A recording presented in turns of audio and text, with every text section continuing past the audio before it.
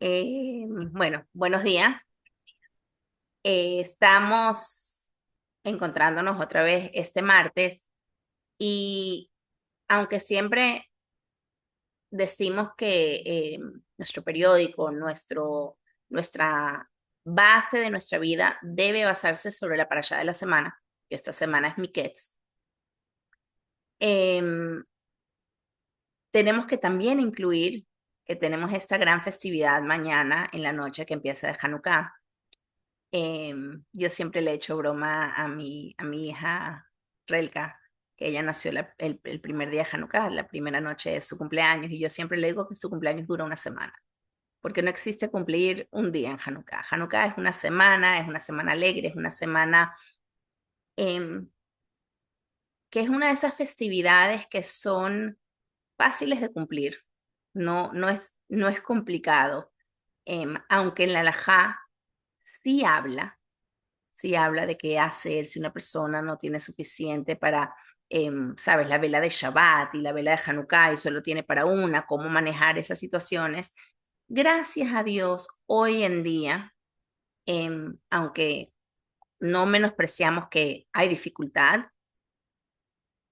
yo creo que ningún yehudí que quiere prender vela de viernes y vela de Shabbat se queda sin velas, porque siempre tiene a quien acudir, a quien pedir y sabe que lo va a recibir. Entonces, dentro de todo, es una fiesta fácil de cumplir. Simplemente enciende tu Hanukkah, enciende cada noche tu Hanukkah agregando una vela más. Agregan las tefilot que corresponde agregar, los que van a la sinagoga, leen en la Torá, pero no hay limpieza de pesas, no hay restricciones, no hay limitaciones. Bueno, se nos sube un poco el azúcar, como dijo Maritza antes con el azúcar y que sea nuestro problema más grande. Entonces, es una fiesta muy, muy fácil, muy alegre y que de alguna manera nos pone una sonrisa en el corazón a cada persona. Pero obviamente, em, tiene muchos mensajes muy profundos. Yo me acuerdo que hace unos años, ya bastantes, me pidieron hablar en el Kinusa Shluchot em, em, y dar un mensaje muy corto. Si les soy sincera, ni siquiera aparecí en el libreto como oradora ese año porque como mi mamá era una de las organizadoras y les falló, creo que se enfermó, no sé ni lo que pasó, una de las personas que iba a hablar, mi mamá básicamente me dijo, vas tú en vez. Y tenía que dar un mensaje muy corto. Fue hace muchos años y no me acuerdo qué fue lo que dije, qué fue lo que no dije, pero me acuerdo el, el, como el elevator line, como que la nekudá, el punto que yo quise compartir y transmitir. Y lo llamé Let's go back to the basics. Volvamos a lo básico. ¿Qué significa eso? Significa que a veces uno por querer como debe ser, mejorar, crecer, profundizar. A veces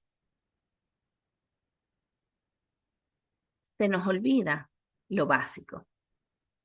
Eh, una vez escuché a un educador muy importante decir una gran verdad. Dijo que a veces los padres le quieren dar a sus hijos lo que no recibieron. Entonces se aseguran de darle a sus hijos lo que ellos se sienten que no recibieron. El problema es, y eso está bien, o sea, si tú sientes que a ti tú tuviste una falta, es muy importante que tú sí se lo dejes a tus hijos para que ellos no sientan esa falta. Me parece maravilloso, pero a veces se nos olvida, dijo este gran educador, darle a nuestros hijos lo que sí nos dieron, porque lo que nos dieron se vuelve tan basic para nosotros y tan obvio que no lo apreciamos y nos enfocamos en dar lo que nos faltó y se nos olvida dar lo que sí obtuvimos. ¿Qué quiero decir con esto? Que a veces, para realmente apreciar una festividad como Hanukkah, para realmente apreciar una parasha como Miketz, Es muy importante no solo profundizar, sino retomar la base de todo, lo que es básico, obvio y sencillo. Entonces, el tema que voy a hablar de hoy es un tema básico, pero es súper importante. Y sobre este tema básico se basa todo. ¿A qué me refiero?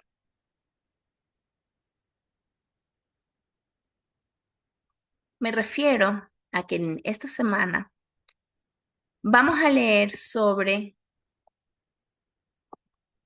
eh, el encuentro famoso de Paró y Yosef. Cuando Paró le va a decir a Yosef su cuento y Yosef se lo va a interpretar. Y hay mucho que hablar de ese sueño y mucho que hablar de su interpretación. Pero antes quiero solo leerles del Humash cómo el Humash describe el sueño que tuvo Paró y cómo el Humash describe la transmisión cuando Paró le cuenta el sueño a Yosef. Y vamos a ver una pequeña diferencia. Entonces dice así, está hablando del sueño que tuvo Paró primero. Vejine, y he aquí, Minha Yeor, desde el río Nilo, Olot Sheva Parot, subieron 7 vacas, Yefot Mar'e, bellas de apariencia, Ubriot Bazar y sanas de carne. Batir en abajo, y estaban ahí pastoreando. Vejine Sheva Parot, Ajerot Olot, y he aquí 7 vacas diferentes subieron a Jarején después de ellas, Minayor del Nilo, Raot Mar'e, malas de apariencia, Vedakot Bazar y flacas de carne. Y Vata Amidna Etzel Haparot, y se pararon al lado de las otras vacas, al Sfaterior sobre la orilla.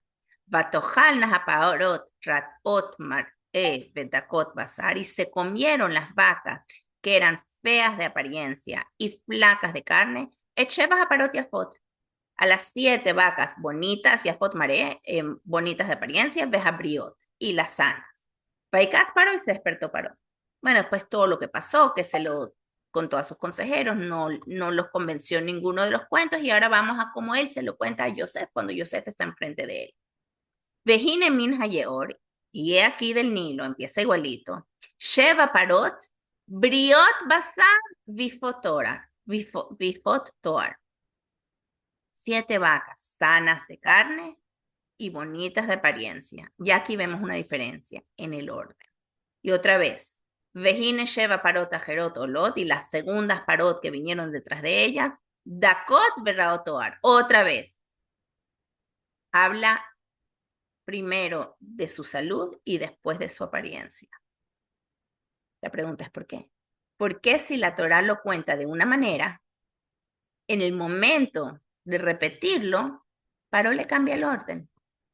No se entiende por qué la Torah cambia el orden cuando sabemos que la Torah es muy exacta, muy perfecta. Y básicamente, si hay un cambio, tiene una razón. Entonces, el Rogachover, para responder, y hemos hablado de él en diferentes momentos, el Rogachover es un gran estudioso de la Torah que no se sienta a dar explicaciones y respuestas y preguntas.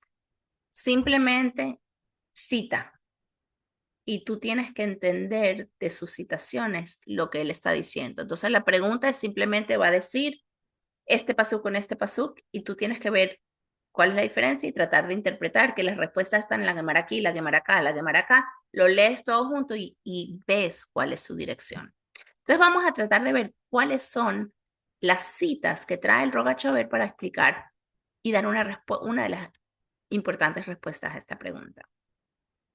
Y la primera cita que hace el Rogachover es sobre Yom Kippur. Sabemos que en Yom Kippur se utilizaban 2 ¿cómo se dice? Goats. Alguien ayúdeme a traducir. Chivos. Chivos. Dos chivos, el famoso chivo expiatorio. Chivos. Claro, el famoso chivo expiatorio. Te agarraban dos chivos y uno se mandaba las asas de él para que se lleve todo lo malo y todo lo negativo de Israel y el otro se quedaba. Y en esta Gemara habla de cuando van a comprar esos chivos, qué es lo que hay que buscar en los chivos, porque cuando tú vas a traer algo al Beit HaMikdash tiene que ser lo más bonito, lo más perfecto. Y entonces hay una discusión en la Gemara, si es Meshubach begufo o Meshubach bemaré. Si lo que tienes que buscar es un chivo bonito o un chivo sano, ¿cuál estamos buscando? Entonces, esa es la primera cita que trae el Rogachover. Y en esa Gemara, la conclusión es Meshubach begufo kodem, que primero y más importante es que esté sano, que esté, em, que esté bueno, más importante que esté bonito. Después cita otra Gemara, y en la otra Gemara habla sobre el orden del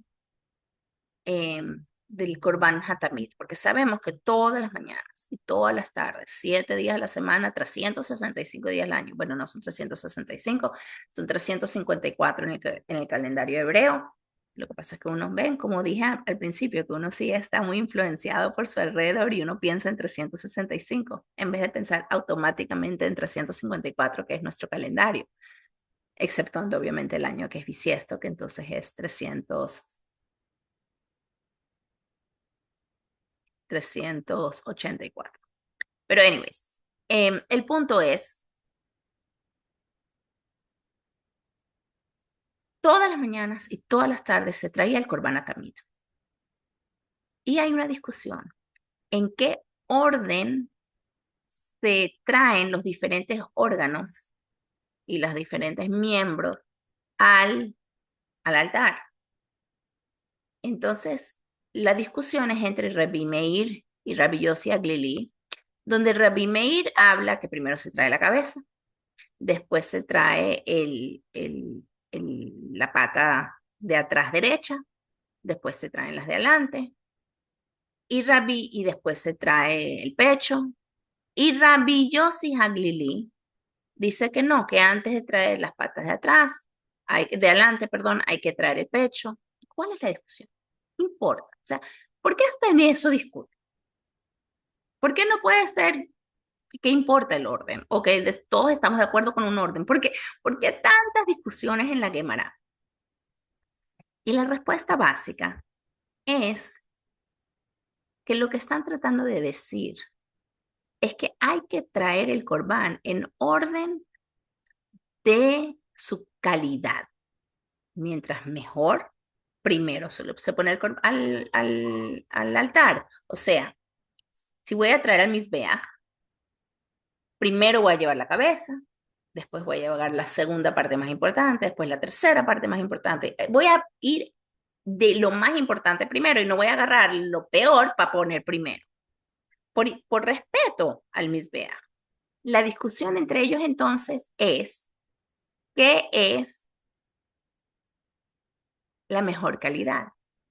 Y según Rabbi Meir, mientras más, eh, mientras más carne tenga, entonces es más importante, es mejor calidad. Y según Rabbi Yossi, va no solo por la carne, sino por la grasa. Entonces, por eso el cambio de orden. Y otra vez, que estamos viendo aquí, que la discusión es muy parecida. La discusión es entre, o sea, ¿qué es mejor, substance o apariencia? Que fue la misma discusión que tuvieron con respecto a los dos chivos. queremos meshubach begufo, que su carne sea bueno, o meshubach bemare, que se vea bonito.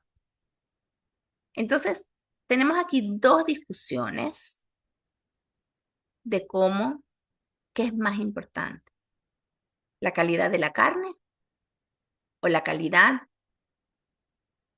en términos de apariencia.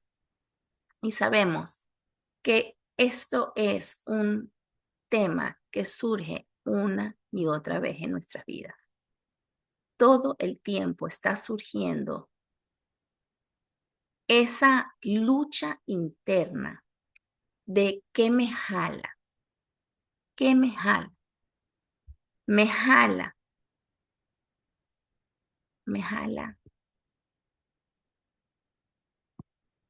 lo que, lo que es o lo que se ve. Yo me acuerdo que hace muchos años cuando yo llegué a Venezuela, eh, está mucho el movimiento de estudios esotéricos. Eh, y a mí me llamaba mucho la atención cómo, porque era pequeña, era joven, era una niñita recién llegada a Venezuela, pero me llamaba mucho la atención cómo puede ser que personas tan inteligentes, que están buscando, que hay una ansia, que hay una búsqueda de verdad, que están buscando profundizar su conexión con Hashem, profundizar sus conocimientos de Torah, pueden caer en estudios que son muy profundos y muy bonitos y muy llamativos, pero que están disasociados de la acción. El Rebbe en una sijá tras otra sijá enfatizó la importancia de la acción y yo crecí con eso. Lubavitch porque es famoso, por los tefilín, por las velas de Shabbat, por repartir just do it, como diría Nike, pero al revés, ¿no? O sea, Lubavitch es haz tu acción, mucho más importante que sentarte y meditar 4 horas en todos los nombres de Hashem asociados con la entrada de Shabbat, es prender la vela, aunque no medites. Y uno dice, ya va, pero esa meditación es importante, es la profundidad de la Torá. ¿Por qué el énfasis a la acción más allá de la meditación? Mucha gente quiere enfocarse en la kavaná, en la intención, en la profundidad, en la energía y no en el masé. El Midrash dice que todo lo que hicieron los Avot, no estoy disponible, estoy en una clase, dame media hora, ¿ok? Necesito 30 minutos, gracias y disculpe. Disculpen. El Midrash dice que los Avot, todo lo que hacían tenía una fragancia espectacular. Y lo que nosotros hacemos es el aceite mismo. ¿Cuál es la diferencia? Quizás nosotros no tenemos la fragancia que tenían los Avot, pero tenemos el aceite. Y la diferencia es antes de Matan Torah y después de Matan Torah. Los Avot no tenían la oportunidad que tenemos nosotros de tocar el aceite mismo. Ellos solo podían accesar a esa fragancia y la accesaron en su máximo potencial. Ese sentimiento interno, esa profundidad del alma de la mitzvah.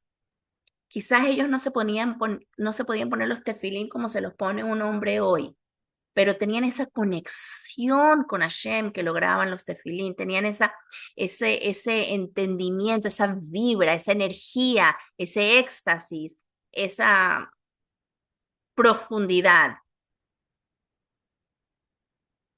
pero no podían llegar a la conexión que tiene el niñito de 13 años, que de broma sabe decir la brajá, pero que la dice y se pone sus tefilín. Porque después de Matan Torah, la conexión con Hashem es en sus términos, en los términos de Hashem. Antes de Matan Torah era en nuestros términos. Los Avot, sus términos eran maravillosos, lo máximo para un ser humano. Para un ser humano que es Merkabah, que es súper elevada, pero ser humano. Nosotros, cuando hacemos la mitzvah, es en los términos de Hashem, sin límites, porque no dependen de mí.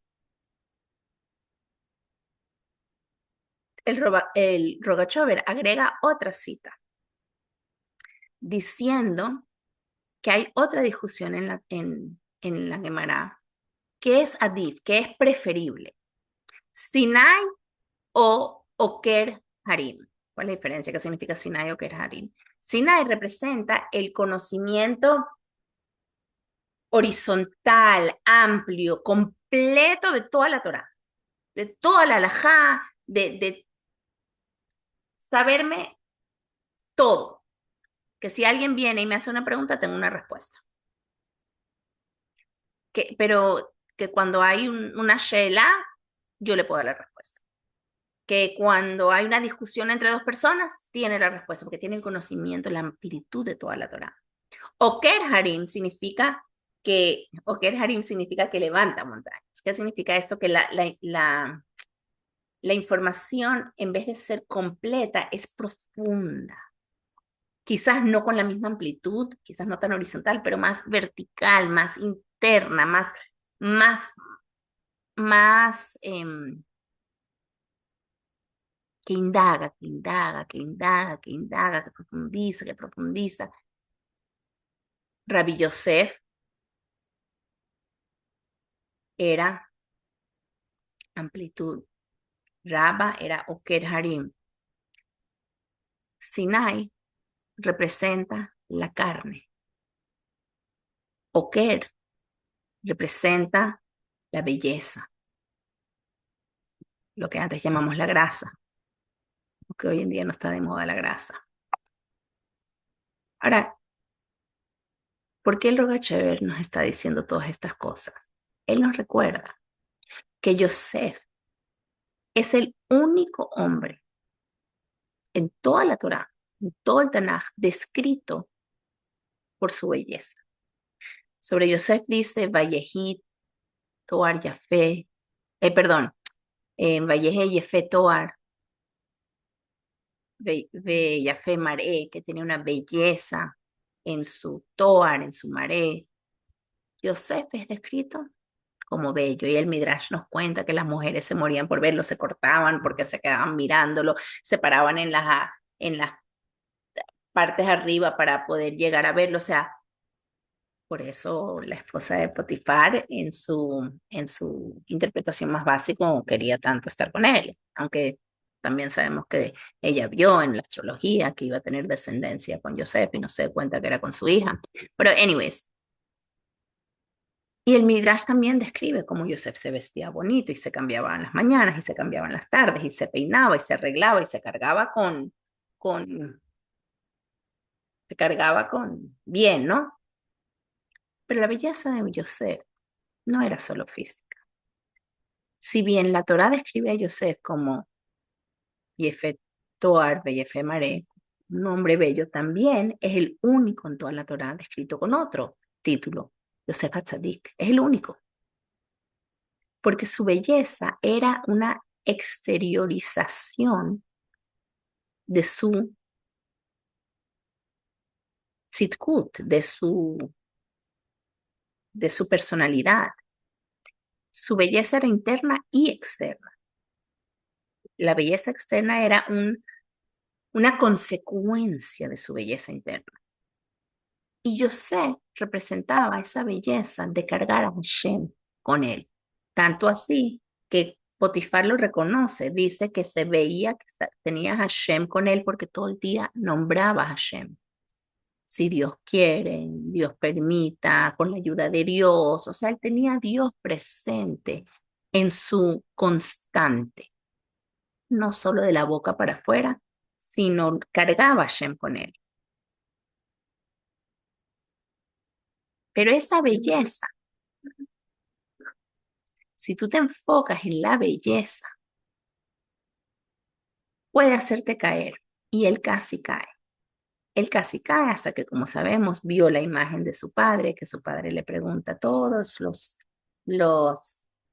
Shvatim eh, van a tener sus nombres en el efod, en el Urim Betumim que va a llevar el Cohen Agadol puesto, y tú no quieres estar ahí.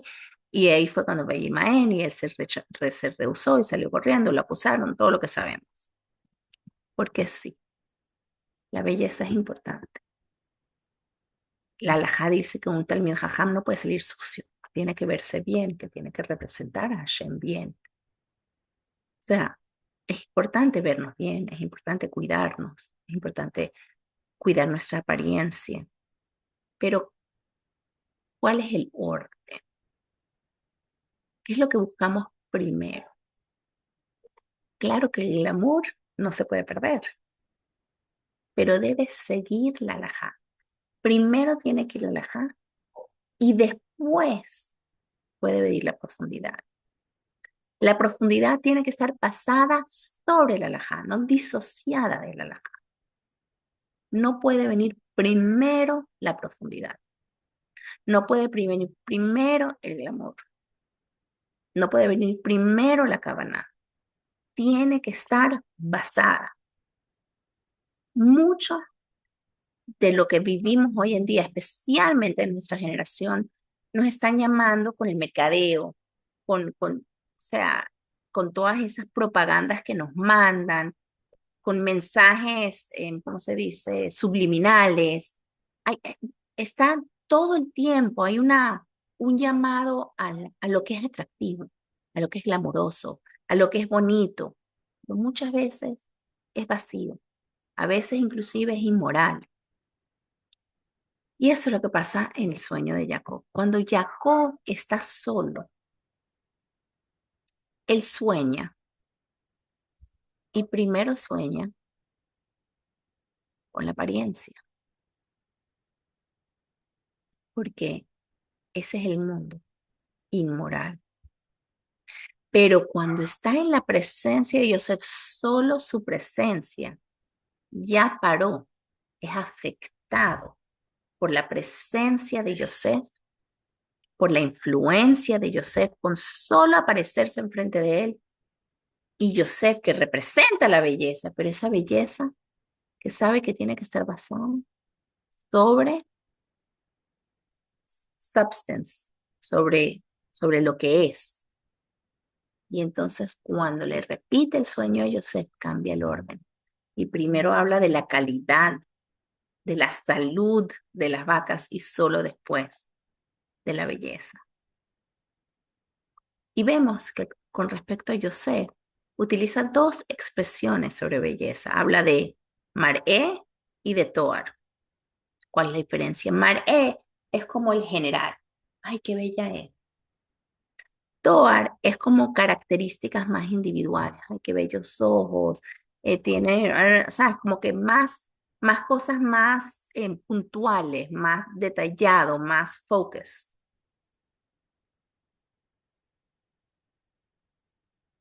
Ahora todos sabemos eso.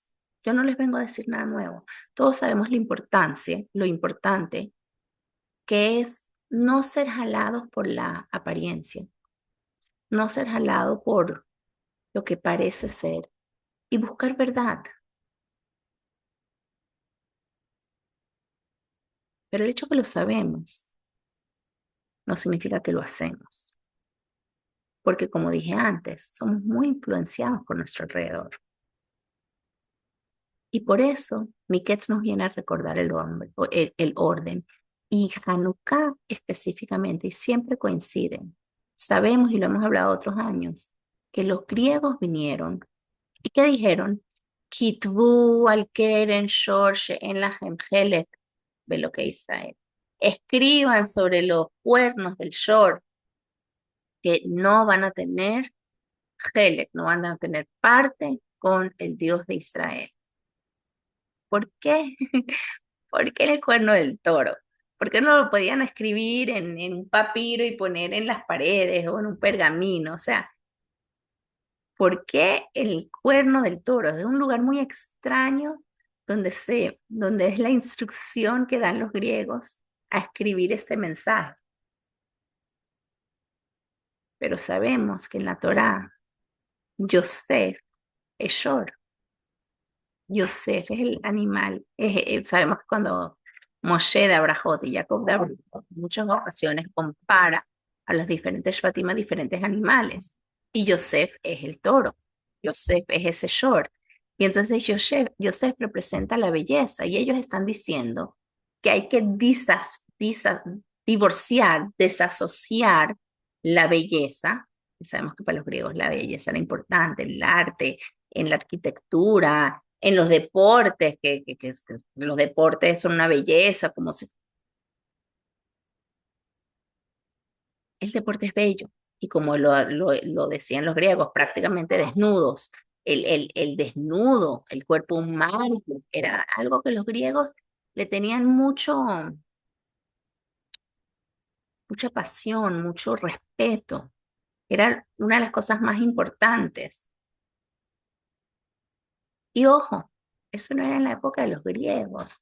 Hoy en día la gente le encanta ver esos deportes, ese ice skating espectacular que hacen las parejas o sea, todo eso, un deporte bonito sigue siendo algo hoy en día idealizado. El arte, la arquitectura sigue siendo, y ojo, la belleza es importante, pero no se puede desasociar ni divorciar de la base, de la verdad. La arquitectura debe ser al servicio de nuestro crecimiento. El deporte que uno hace debe ser al servicio de poder servir a Shem, no volverlo un end, ¿cómo se dice? Un propósito. El propósito no es el deporte. El propósito es la salud para servir a Shem. Entonces, Am Israel tiene que saber este mensaje que es basic, que vivimos en una sociedad que nos jala por lo que vemos, por lo que nos llama la atención, por la apariencia, pero tenemos que saber que sí, las cabonot de las mitzvot, claro que son importantes. La energía de las mitzvot, claro que son importantes. La profundidad de la Torah, claro que es importante, pero no se puede disasociar de Maaseh, Juja y Kal. Tiene que estar basado sobre el alajá, por lo que es correcto, por lo que Hashem nos está pidiendo, que no depende de lo que yo entiendo, porque no está basado en mis términos, sino en los términos de Hashem, porque estamos después de Matan Torah. El otro punto que vemos en la historia de los sueños, y la otra diferencia que hay en los sueños, es ese famoso momento tan importante en el sueño de Paró. Porque yo me acuerdo que de niña, una de las pequeñas veces, o sea, era pequeña, una de las primeras veces que estudié el cuento y que, wow, la inteligencia de Yosef, de saber que las vacas gordas representan eh, abundancia y las vacas flacas representan pobreza, hambre, like, wow, no hay que ser tan inteligente. No hay que ser Yosef Atzadik. Claro que vacas gordas representan que hay comida, vacas flacas representan que no hay comida. What's the big deal? ¿Por qué no pudieron todos los otros consejeros de Paró entender eso? Y uno de los puntos es, lo que nadie entendía es por qué las dos set de vacas estaban juntos en la orilla del mar. Porque o tienes abundancia o tienes pobreza. No puedes tener las dos a la vez. No puedes tener hambre y tener comida. ¿Cuál es? Eso fue lo que los confundió. Y Joseph lo que le explicó a Paró, que eh, ese momento es la solución al sueño. Que cuando tengan abundancia, piensen que como ya va a venir el hambre, se guarden.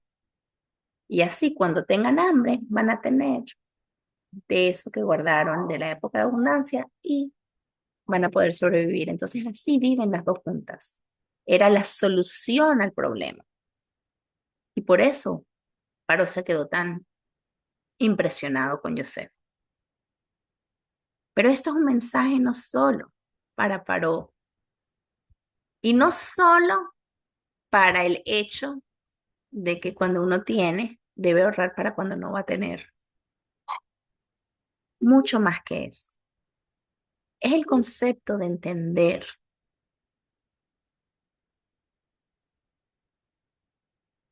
que podemos vivir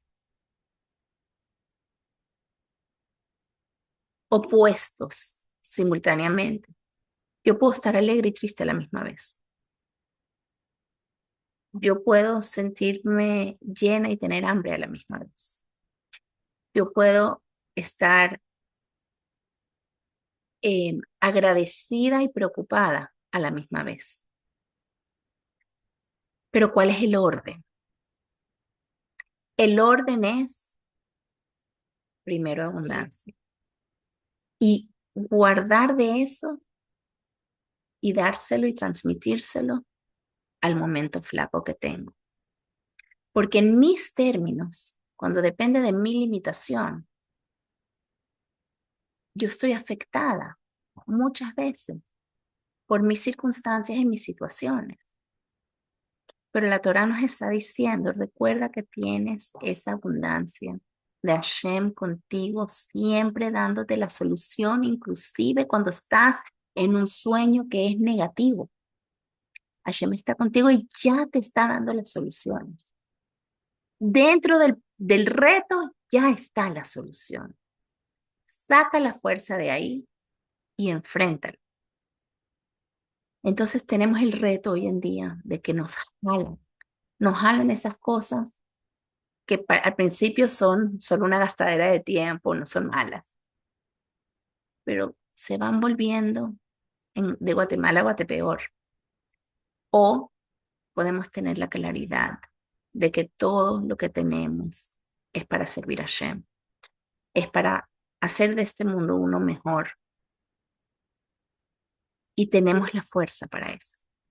Tenemos la fuerza para eso porque estamos después de Matan Torah. Y la fuerza que tenemos para hacer cambios en el mundo no es la nuestra, no es la mía porque la nuestra es limitada. Es la de Hashem. No tenemos solo la fragancia, tenemos el shemen. El shemen que es el que prendemos en Hanukkah, el aceite que prendemos en Hanukkah y que cada noche incrementamos, incrementamos, incrementamos. Y cuando termina Hanukkah no es que dejamos de encender, seguimos encendiendo, seguimos creciendo, seguimos entendiendo que es nuestra Neshama, ese Hashem dentro de nosotros que nos da la fuerza ilimitada de lograr los cambios. Hay una famosa carta del Baal Shem Tov, eh, que se canta mucho y que se nombra mucho, que es la carta donde el Baal Shem Tov cuenta que subió a Jejal Mashiach, subió a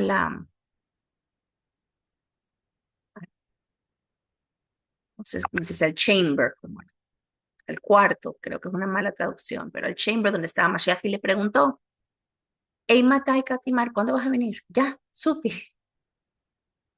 Y Mashiach le respondió, cuando tus manantiales se esparzan hasta lo más lejos, hasta lo más afuera. Y yo creo que muchas han escuchado nombrar este famoso carta del Baal Shem Tov, hay canciones con esta carta, y donde cada vez que uno dice, wow, mira, hasta esta persona está hablando de Hasidut, o sea, la información de la Torah ha llegado tan lejos que uno se siente que ya Mashiach va a venir. Pero mucha gente obvia lo que sigue de la carta, la próxima frase de la carta. Mashiach le respondió al Baal Shem Tov, "Liksheyafutzu manteja futza", cuando tus manantiales lleguen afuera y todo el mundo sepa las diferentes permutaciones del nombre de Hashem y las Kavanot. Y uno dice, what? Porque el conocimiento de Hasidut, de positivismo, de Hashem, de que todo es, de que todo está, poco a poco sí uno siente que está llegando al mundo, pero el Kavanot, el Shema Meforash, eso no está llegando al mundo. Pero la verdad es que cuando tenemos claro nuestras halajá, cuando tenemos claro lo que, I'm in the middle of a shir and everybody's listening to you now. Everybody's listening to you now, so now is not the moment. Give me 2 minutes. We'll talk about it in 2 minutes. Em, cuando tenemos claros de que la halajá viene primero, que la acción viene primero, que lo que Hashem quiere de mí viene primero, lo demás va a seguir y eso es una garantía. El problema es cuando tratamos de invertir el oro. Entonces el llamado de Hanukkah es hacer una acción hoy, una segunda acción mañana y cada día agregar pequeñas acciones. Y después que nosotros hacemos lo que nosotros tenemos que hacer con nuestro pequeño Pachhemen, porque lo que tengo es, pero si yo aprendo lo de hoy y mañana aprendo lo de mañana y hago lo que yo puedo hacer, Hashem hace los milagros donde todo se va a difundir, el conocimiento de Hashem se va a llenar, un malaha aretz de Hashem kemaim veyam hasin, todo el mundo va a estar conociendo Shema Meforash, todo lo que es Hashem Echad, todo el mundo con la llegada de Mashiach. ¿Alguna pregunta? ¿O terminamos diciendo Hanukkah Sameach para todas? Creo que terminamos diciendo Hanukkah Sameach para todas.